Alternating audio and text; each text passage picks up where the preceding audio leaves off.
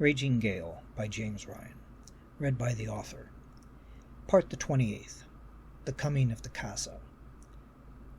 The crew of the Raging Gale seized everything they could take aboard from the captured galleon.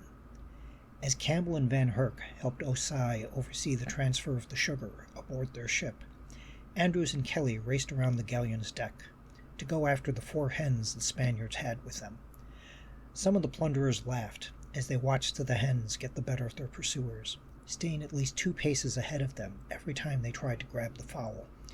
"Ye be good host to us," said Captain Sanders to the Spaniards as the sugar barrels were hoisted aboard the brigantine.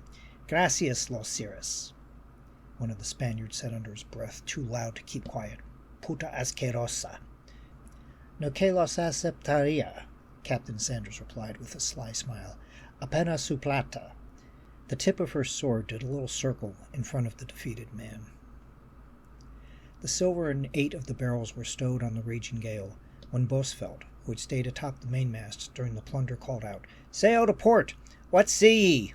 asked Captain Sanders. "Mr. Zoutman, give us another set of eyes," as she watched a member of her crew, a man with his long beard tied in a fork with 2 prongs going halfway down his chest, who climbed the Gale's rigging at her request.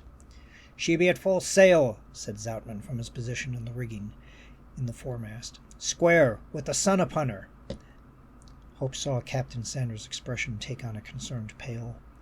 She followed her captain as Sanders quickly went to port on the Raging Gale and used her spyglass. "Sink me," said Sanders when she lowered the spyglass. "Cast off! Get ye aboard now!" she commanded. "But we only got 8 of the barrels stowed," said Campbell. "And the hen fruit," said Andrews, who was winded and bathed in sweat from the futile chasing of the chickens. "It means nothing if we stay," said Sanders. "That be the Casa itself out there." Hope worried that she was not feeling the same panic that went across the faces of her crew at the mention of this Casa to them.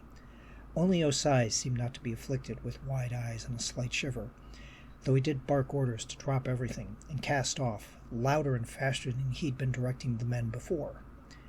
Those who had lagged at first when the orders to disengage were given moved more sharply as crewmen shared with crewmen. "It's a Casa!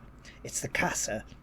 She watched as the name of this other ship drove the men on, like a warning that the angel of death was walking on the waves towards them. The way the crew was in a panic, Hope wondered if, in fact, he was coming for them. Thank you for taking this moment with me. If you want to keep up with new chapters as they get posted, please subscribe to the channel and click the bell icon for notifications for when pieces go up.